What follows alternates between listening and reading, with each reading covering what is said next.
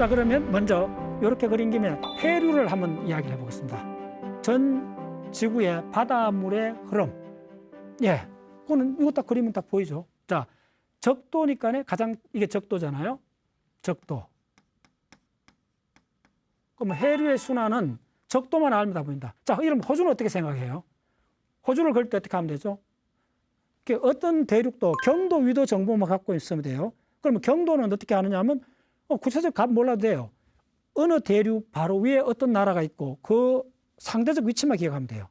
호주는 우리 한반도 바로 밑에, 같은 경도로 바로 밑에 있습니다. 예. 그래서 호주는 어떻게 되냐면 이쪽 변하고 이렇게 해서 남반구 있잖아요. 호주는. 그러면 대략 이렇게 그려주면 돼요. 이쪽하고, 예. 호주는 어떻게 있느냐 하면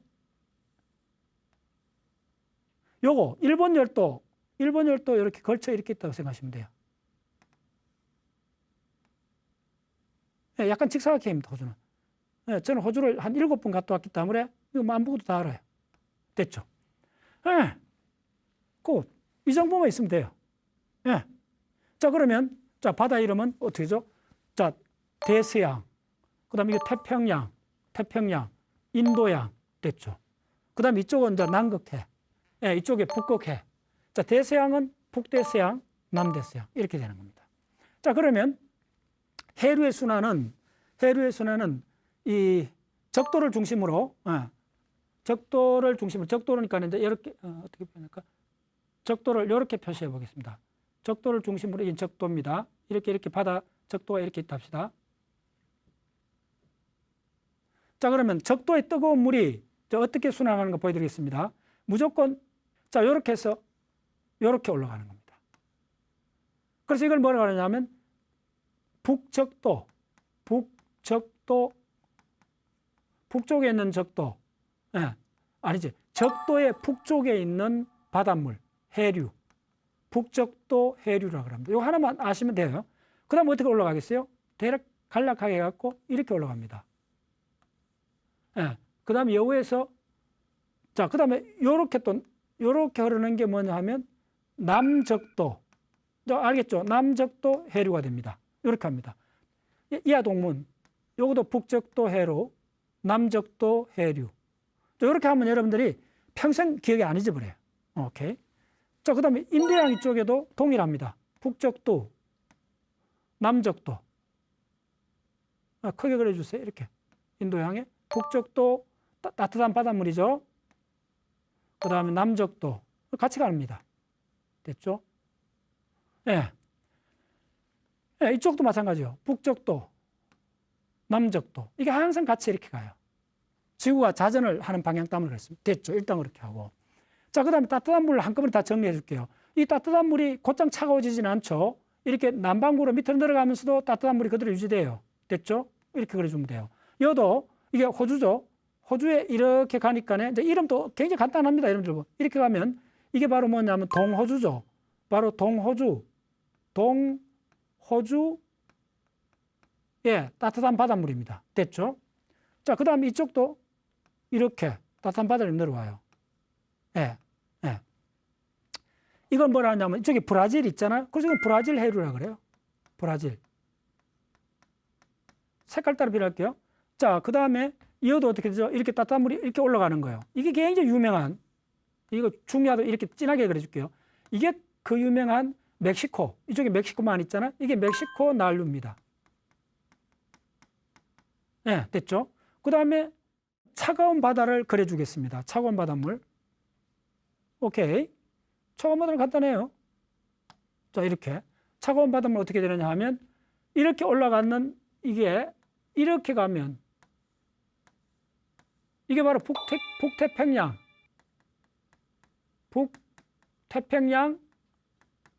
한류예요, 한류. 차가운 바다예요. 이쪽에 이제 명태도 요즘 많이 잡히잖아요. 이제 그럼 다 하는 거예요. 그 다음에 이게 쭉 이렇게 내려오면 캘리포니아 쪽까지도 이렇게 차가운 바다가 내려와요. 이걸 캘리포니아 한류 됐죠? 자, 이쪽도 동일하게 이렇게 가면 이쪽도 이렇게 찬바다 이렇게 와요. 이 찬바다는 워낙 셉니다. 이게 뭐냐면 남극 순환 순환 해류예요. 그리고 이게 당연히 찬바다죠. 어마어마하게 찬바다죠. 됐죠? 지구상 가장 찬바다죠. 그게 또 어떻게 하면 이렇게 올라가요. 자, 이 바닷물 또 유명합니다. 이 바닷물이 바로 그 유명한 이 고유명사가 붙어 있습니다. 이게 바로 훔볼트 한류요. 됐죠? 예, 혹은 페루 한류, 훔볼트 한류, 예, 이렇게 다 부릅니다. 됐죠? 그다음 브라질이 이렇게 들어오면 이쪽에도 남극 순환 이렇게 돌려가죠. 이쪽에 남극 이쪽에 다 있으니까네 남극 순환 한류가 돼요. 자, 남극 순환 됐죠? 그럼 이제 산바다가 이렇게 올라가요. 자, 요거는 이름이 좀 생소할 거. 이게 아프리카잖아요.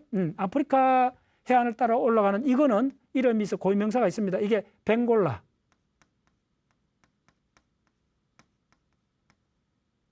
벵골라 한류. 됐죠? 벵골라. 네. 오케이. 자, 그 다음에 또 한류가 여기 있죠. 이렇게 해서 이 한류가 돌아가요. 이것도 남극 순환 한류가 돌아가고. 그 다음에 이어서 이렇게 가요. 이렇게 가면 이게 바로 서호주 한류가 돼요. 됐죠? 서호주 한류. 네. 자, 이쪽 해볼까요? 이쪽이 어떻게 될까요? 요거 빠뜨렸네. 요거 그린랜드 다시 그려주겠습니다. 여기 하면 이것도 한류가 이렇게 흘러요. 이거는 뭐죠? 이쪽은 북태평양이니까 이거는 북대서양 한류가 돼요. 그게 어디로 늘어오냐면 이까지 늘어와요. 이까지. 이게 카나리 한류가 돼요. 네, 이게 아프리카까지 늘어와요. 오케이? 자, 그 다음에 조금 더 마무리 해드리겠습니다. 그래서 한꺼번에 다 공부한다는 게 세계 지도를 그리면 이제 뭐든지 다 된다는 걸 이제 보여드리는 거예요. 오케이. 자, 그 다음에 요거에 빠뜨린 게 굉장히 중요한 대륙이 있습니다. 쪼매는 대륙인데 요게 바로 뭐냐 하면 요게 그린란드입니다. 그린랜드. 요게. 예. 자, 그 다음에 요게 우리나라도 지나갑니다. 요게 바로 그 유명한 쿠로시오입니다. 쿠로시오 흑조라 그러는데 일본에서는 이게 난류입니다. 네, 다 됐죠. 네. 놀랍죠. 네. 이렇게 딱 하면 되는데, 자, 먼저 여러분들이 이런 거 할 때 좀 암기할 게 굉장히 많습니다.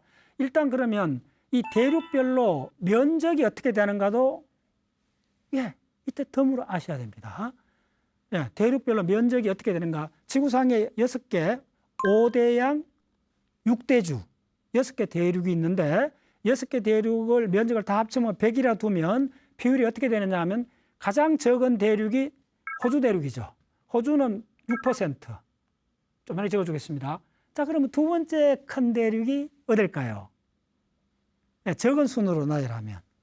호주 다음으로 큰 대륙은 바로 유럽입니다. 유럽이 몇 퍼센트냐 하면 유럽 전체가 해봤자 7%밖에 안 돼요. 지구 전체 대륙에서. 자, 그러면 세 번째 적은 대륙이 어딜까요? 네, 남미일까요? 북미일까요? 아프리카하고 아시아는 굉장히 크다는 건 직감적으로 알죠. 근데 남미하고 북미가 물어보면 야, 그거 비슷한 거 아니야? 혹은 남미가 더 큰 거 아니야?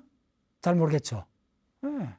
그래서 이런 숫자를 기억하는 거는 물리학을 하든 세계사를 하든 지구과학을 하든 핵심입니다. 그게.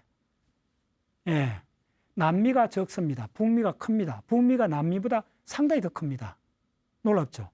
그럼 어느 정도 차이가 나느냐 하면 남미는 전 세계 대륙의 13%입니다.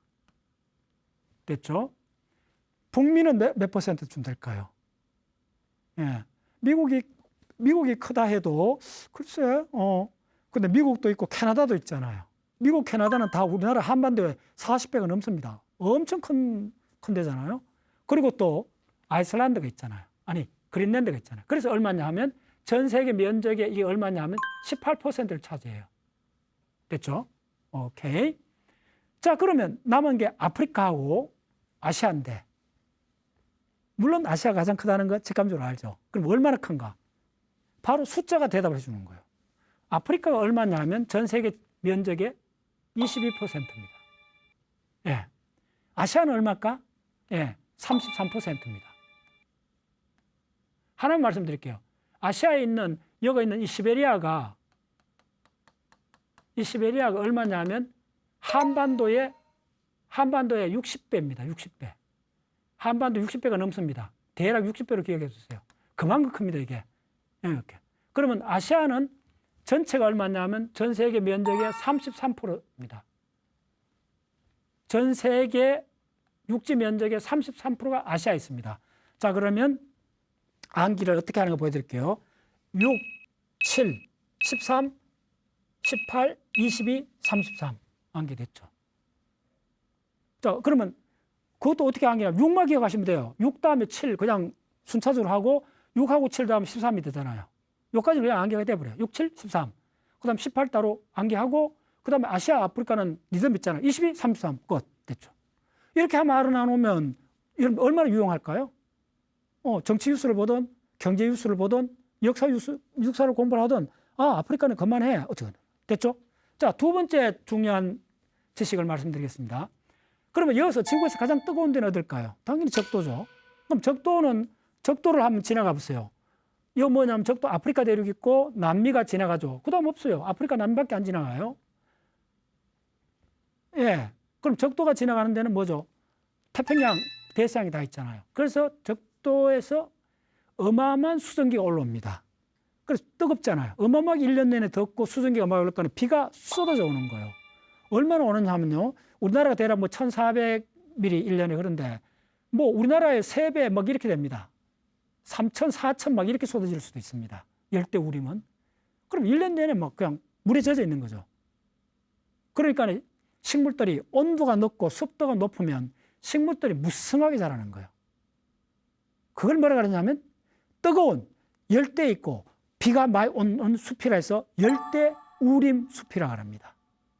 다시 한번 열대우림 숲이야말로 바로 지구상에 몇 군데 있습니다. 그걸 보여드리겠습니다. 바로 적도를 알면 됩니다.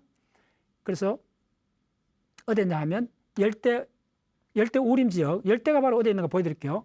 첫 번째는 어디 만들어질 수 있을 것 같아요? 자, 여러분들 잘 아는 아마존, 아마존은 이제 명확해졌죠. 아마존 열대라고 모르는 사람 없잖아요. 여기 아마존이에요. 자, 이렇게 그려놔놓으면 이제 이게 무슨 말인지 알 거예요. 아마존이 가보면요. 난 아마존이 대부분 남반구에 있는 줄 알았더니 5, 6년 됐나? 아마존에 가서 정글까지 다 들어가 봤어요. 밤에도 들어가 봤어요. 한 3일 동안 아마존을 다녀봤더니 아마존이 이만한데 북반구에도 있고 남반구에도 있어요. 아마존이 걸쳐 있습니다. 중요한 지식이죠.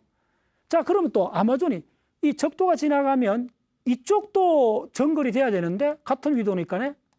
그런데 왜 이쪽은 정갈이 안 될까요? 이쪽이 어디죠? 페루 이쪽이잖아요. 당연히 안 되지. 왜 그럴까요? 안데스 산맥이 있고 안데스 산맥에는 5,000m 넘는 산들이 30개가 넘어요. 어마어마하게 높은 산맥이니까네. 자, 5,000m 넘어가면 4,000m만 넘어가도 아열대 지방의 수도 설산이 되어버립니다. 위에 눈이 있습니다. 만년설이 있습니다. 빙하가 있습니다. 그러니까 그거는 열대 밀림이 안 되죠. 근데 왜 안데스 산맥의 적도 밑이 빙하가 그렇게 많을까요? 바로 비가 많아서 그런 겁니다. 비가 많으는데 그게 전부 뭘로 바뀌죠? 눈으로 바뀌니까 그 눈이 안 녹고 쌓이면 만년설 빙하가 되죠. 됐죠? 그래서 이쪽은 열대우림 대신 안데스 산맥의 고산 지역이 있기 때문에 열대 밀림 숲이 안 만들어졌을 뿐입니다. 됐죠? 오케이? 그 다음에 열대 밀림이 어디 있느냐 하면 이쪽에 안 그랬는데 복잡해서 안 그랬습니다. 이거 뭐냐 하면 자, 요거 조금 그려주겠습니다. 지금부터. 인도네시아라는 나라를 정확히 그릴 수 있어야 돼요, 여러분들. 인도네시아는 어떻게 생겼냐면 요렇게 여기서 이렇게 그리자면 이렇게 해서 이렇게 돼 있는 거잖아요. 그래서 이쪽에 섬들이 많아요. 이쪽에 요 섬들 있잖아요. 요 섬들 있어요. 때려 이렇게 그리면 돼요. 자, 이 말이 무슨 말이냐면 적도로 지나간다는 거예요. 적도 부근이라는 거예요. 그래서 지구에서 두 번째 유명한 열대 밀림이 어디서 형성되느냐 하면 바로 이쪽입니다. 이쪽이 적도 부근이잖아요. 여기 열대 밀림이 만들어집니다. 이렇게 되어 있습니다. 요거를 조금 더 그리면 이쪽에 여기 약간 늘어올 거예요. 이럴 때 이제 조사를 해보세요. 그래서 공부는 어떻게 하냐면 조금 이게 적도 부근인 거는 맞는데 적도 이 밑으로 늘어오는가 안 늘어오는가 이거는 상당히 또 이야기가 되죠. 섬이 몇 개 있잖아요. 그러면 일단 저는 늘어온다고 가정을 해보는 거예요. 맞는지 틀린지는 일단 보류를 하고 그럼 어떻게 하면 되느냐 하면 다른 지식을 결합해보면 알아요. 이쪽이 지금은 큰 섬들이 4-5개 있는데 해수면이 빙하 시대는 어떻게 됐냐면 해수면이 늘어가기 때문에 이 섬들이 다 모여갖고 대륙이 됩니다. 그게 지금 지구과학에서 핫이슈입니다. 그래서 다 모여갖고 이 지역이 호주만한 대륙이 됐을 때 이걸 뭐라 부르냐면 순다랜드라 그래요. 순다 대륙. 근데 지금은 섬으로 돼 있죠. 그리고 요게 가장 그 순다랜드하고 호주가 가까이 있을 때는 얼마 떨어졌나 하면 한 수백 킬로, 100킬로 오답니다. 그러니까 당연히 이 적도 밑으로 내려와 있겠죠. 예, 적도 위하고 걸쳐 있다 보시면 됩니다. 그러니까 이쪽은 이 순다랜드를 이해하는 것이 여러분들 얼마나 중요한가. 예, 지금 고인류학 이 순다랜드가 이게 열대 밀림입니다. 어마어마한 밀림입니다. 지금 여기에 바로 챔판지 이쪽에 고릴라 적어줄게요. 고릴라 챔판지 천국입니다. 이쪽에. 열대. 영장류가 있어요. 순다랜드는 또 지금 고인류학에서 중요한 게 뭐냐면 최근에 데니소바인의 바로 가장 밀집 지역이 어딨냐고 이야기할 때 이쪽을 이야기하는 사람들이 연구자들이 있습니다. 바로 나중에 이야기할게요. 이거 바로 데니소바인. 데니소바. 요까지만 적어주겠습니다. 그 일단 전체를 알아야 되는 거예요. 됐어요? 자, 열대 물림이 첫 번째 바로 그 유명한 아마존 강유역이 한반도의 27배입니다. 20배가 넘습니다. 아마존 강유역이. 어마이사이언스. 예. 그래서 됐죠. 자, 그러면 그 다음에 열대 우림이 어디 생길까요? 아프리카에 있을 수 있죠. 자, 그럼 한번 해봅시다. 아프리카 여기 지나가잖아요. 그러니까 이 위치를 정하게 알아야 돼, 적도를. 그럼 여기는 비가 어마어마하게 오겠죠. 이쪽도 되고, 이 밴드가 다 돼야 되잖아요.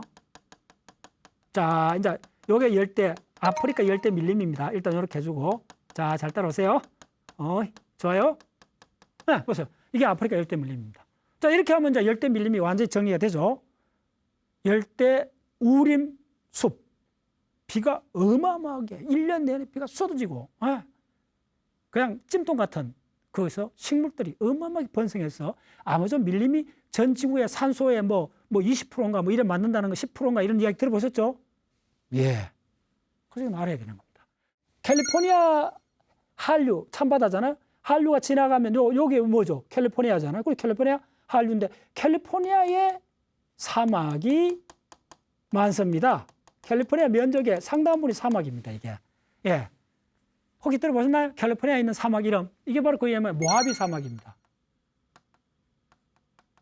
예. 자, 그 다음에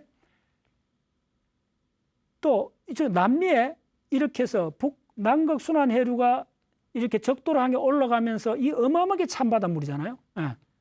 예. 이 어마어마하게 찬바닷물에 여기가 멸치가 엄청나게 많이 납니다. 그래서 이 찬바닷물에 멸치가 많이 나기 때문에 기본적으로 바닷물이 차가워야 바닷물은 바다가 온도가 떨어져야 물고기 어류가 많습니다. 물고기가 많습니다. 그럼 왜 그러냐면 이거 가장 기본입니다. 해양학에서 수온이 떨어진 데가 가장 떨어진 데 어디겠어요? 남극이잖아요. 남극해잖아요. 남극해에서 뭐가 많아요? 혹시 크릴새우 들어봤나요? 크릴새우, 새우, 크릴새우가 있습니다. 남극 바다에는 새우가 어마어마하게 많습니다. 왜 그럴까요? 그 새우를 잡아먹으려고 그걸 이제 요강류라 부르는데 남극 주위로 돌아가는 때 그 바다에 어마어마하게 찬 바다에 새우들이 어마어마하게 자랍니다. 그러면 그걸 누가 먹죠? 바로 흰수염고래. 그래서 남극이 섬대륙이 되면서부터 남극 주위로 새우들이 많아지고 플랑크톤이 새우는 왜 많아졌을까요? 플랑크톤이 많아서 그런 거예요. 그럼 플랑크톤은 왜 많은가? 결론적으로 이야기 드릴게요. 온도가 차가워지면 바닷물 속에 산소가 많아집니다. 됐죠? 산소가 많아지면 대륙에도 산소가 많아지면 예, 지구상에 산소가 많아지면 동물들이 커집니다. 됐어요? 그리고 바다 속에 또 바닷물에 산소가 많아지면 물고기들이 어마어마하게 번성합니다. 자, 반대로 뜨거운 적도에는, 잘 들으세요, 적도에는 어획량이 거의 없습니다. 오마이 사이언스. 뜨거운 아열대하고 적도는 우리가 바캉스 가기는 좋은데 그 어부들 입장에서는 열대 지방에는 물고기가 별로 없습니다. 왜 그럴까요? 뜨거운 바닷물에는 산소가 많이 못 녹아 들어갑니다. 첫 번째. 그 말이 잘 와닿지 않는데, 저 간단히 해주세요. 여러분들 맥주나 콜라 마실 때 냉장고에 있는 시원한 거 먹으면 뚜껑을 열면 거품이 샥 많이 올라가잖아요. 그 거품이 이산화탄소인데 바로 냉장고 속에 오래 놔두면 그 탄산수가 온도가 떨어지잖아요. 온도가 떨어지면 기체를 많이 녹아놓기 때문에 그렇습니다. 그래서 이산화탄소든 산소든 이 기체가 바닷물 속에 녹아 들어가는 양은 바로 수온에 반비례합니다. 수온이 떨어지면 산소가 많이 들어갑니다. 그러면 물고기가 많이 살죠. 왜냐하면 물고기는 물속에 있는 산소를 아가미로 갖고 호흡을 하잖아요. 됐죠? 그래서 여러분들이 그 여름에만 날씨 덥고 5, 6월 때 저 비도 안 오고 막 이럴 때 그 우리나라 물이 적게 흐르는 강에 물고기들이 그 붕어나 뭐 이런 물고기들이 폐사하고 대규모로 죽어나가는 거 뉴스에 본 적 있죠? 그거는 온도가 기온이 막 올라가고 비도 안 오고 그러면 물에서 산소가 용량이 줄어들잖아요. 그러면 용존 산소가 줄어들면 물고기가 살 수가 없어요. 죽어요.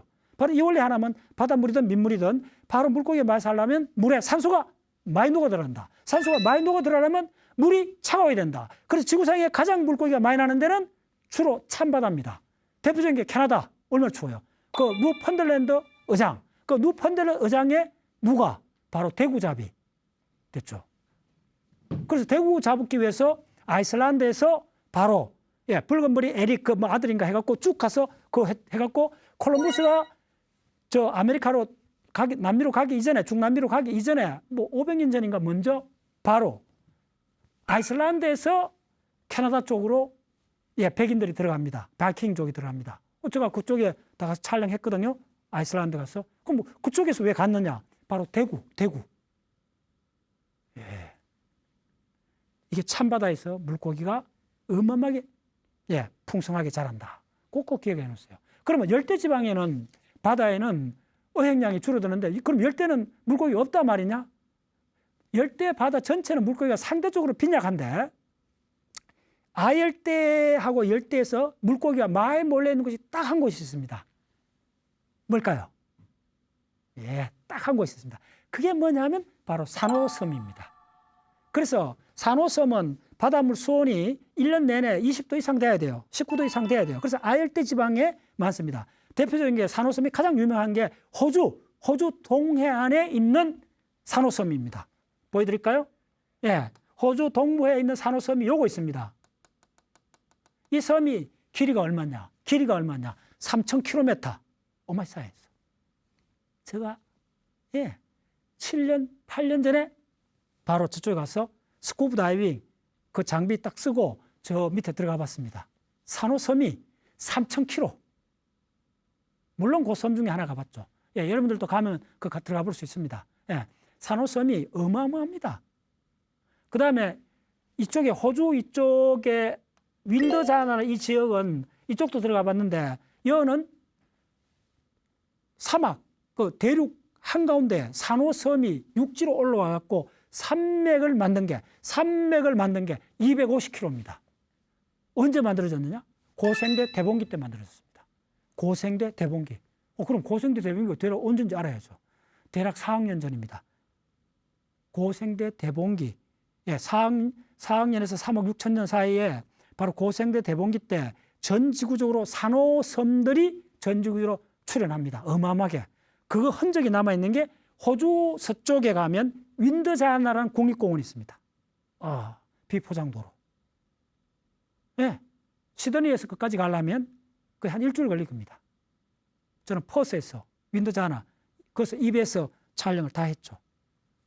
호주 사람들이 평생 한 가보고 싶은 데가 그쪽입니다. 그 윈더자나를 가는 도중에 바오밤 나무도 있고 비포장도로 쫙 가면 그게 그 지역에서 바로 250km의 거대한 산호 산맥이 그쪽에 있습니다.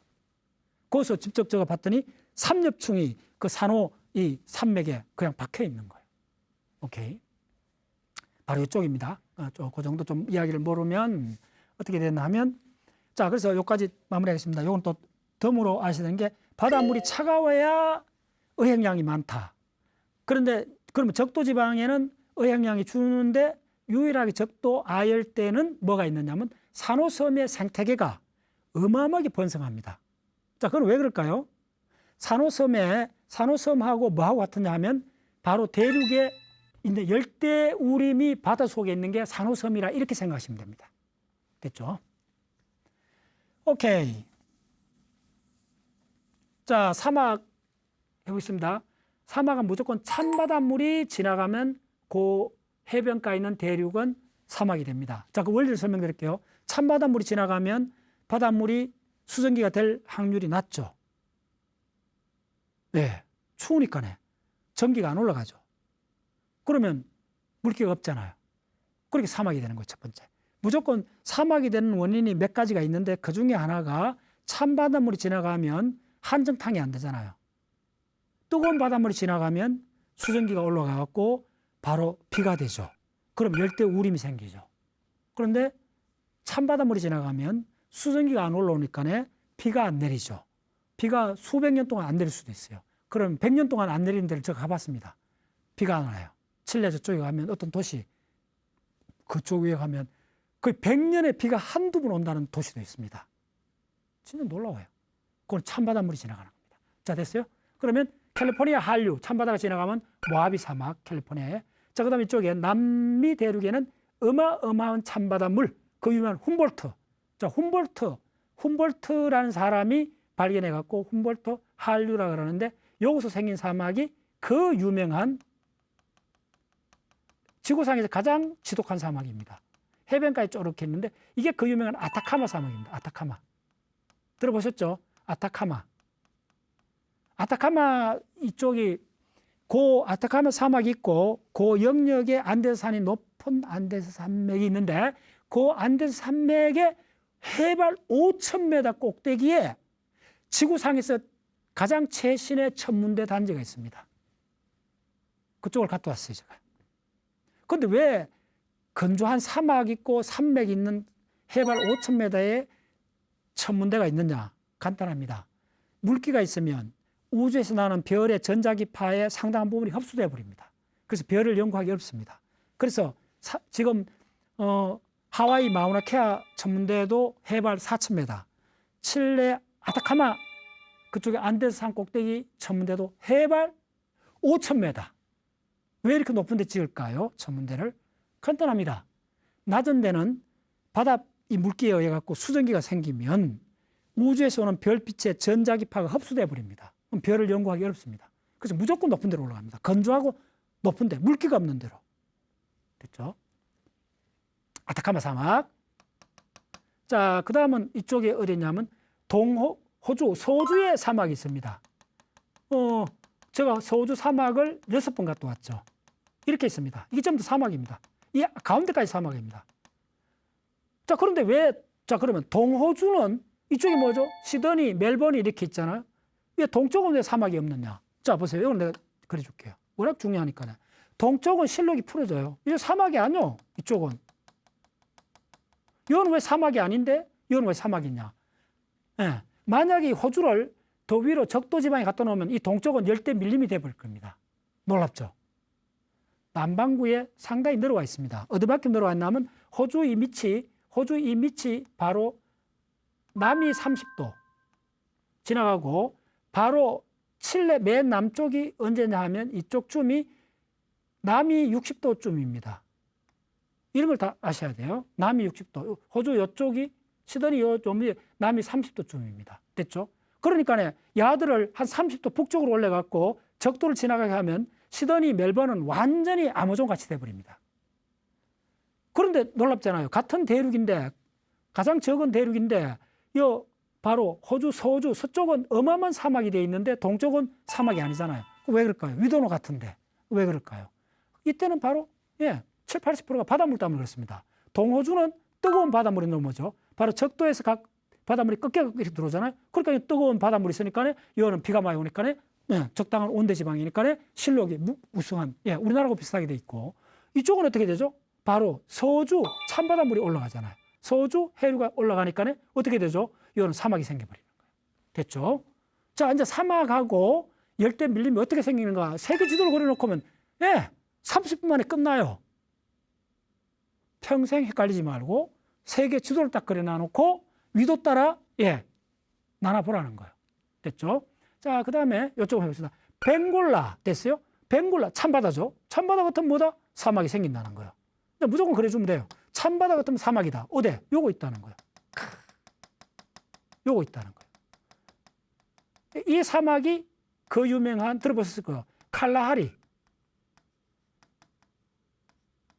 사막. 칼라하리 사막. 유명합니다. 칼라하리 사막. 됐죠? 자, 그 다음에 지구상에서 가장 큰 사막이 어디 있죠? 사하라. 사하라는 어떻게 사막이 됐는가? 이건 반드시 알아야 되죠. 어마어마하게 크잖아요. 아프리카에 거의 아마 3분의 1쯤 되잖아요. 요거 이쪽 있잖아요. 자, 어디에 있느냐?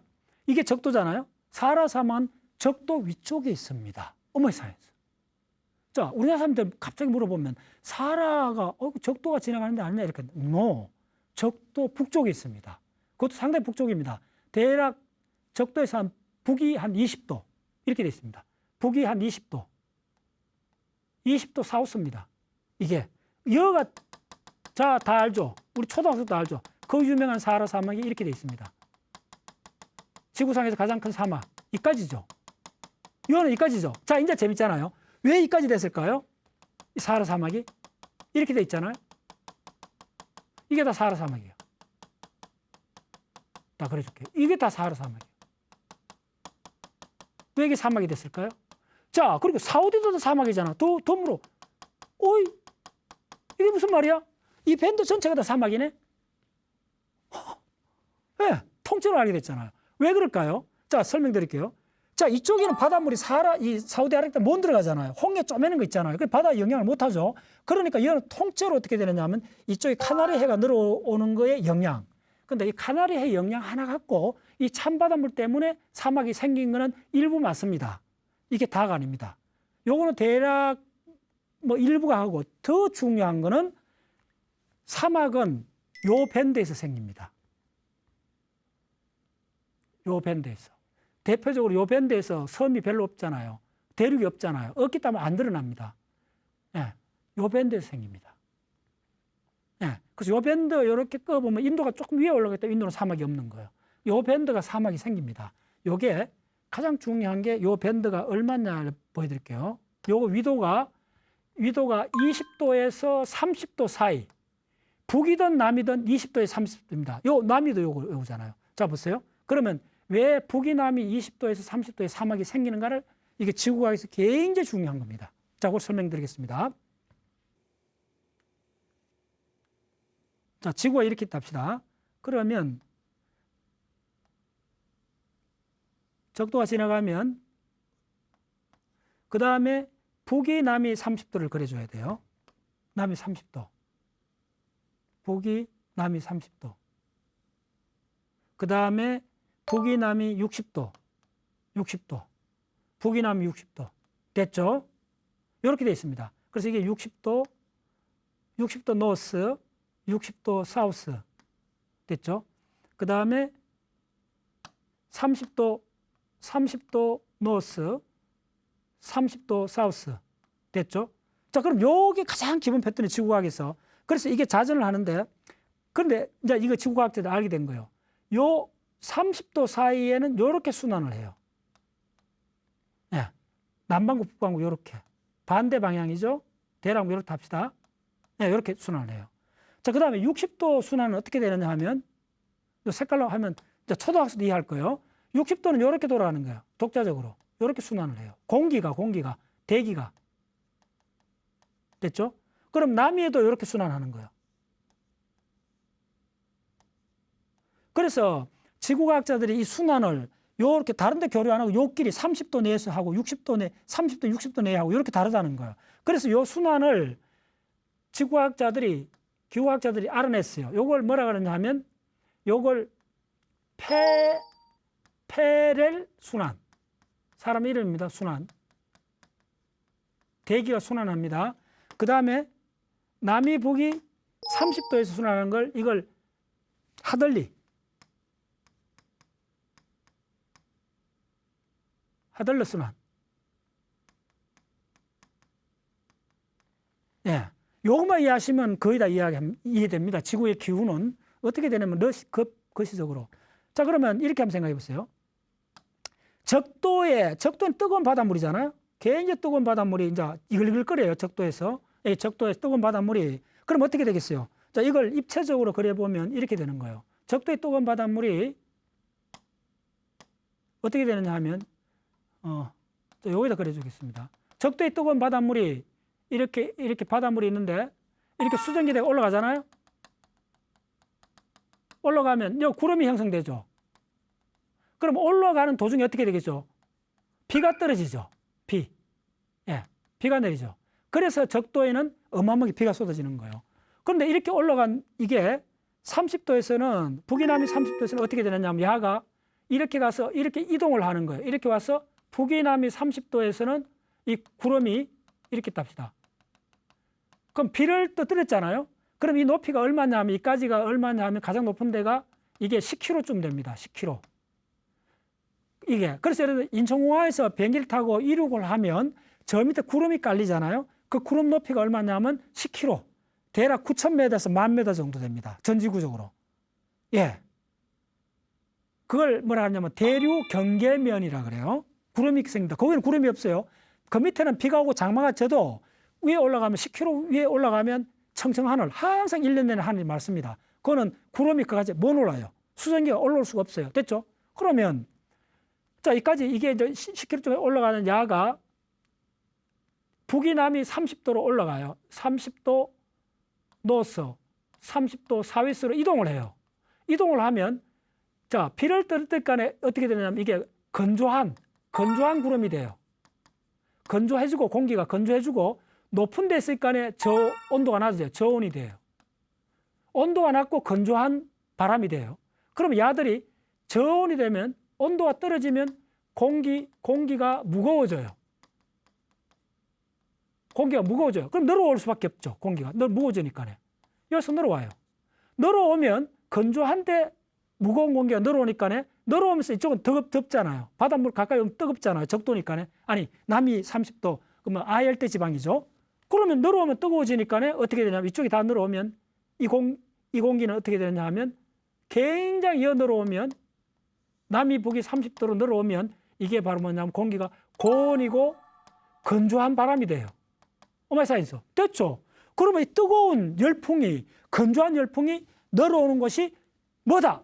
북이 30도, 남이 30도라는 거예요.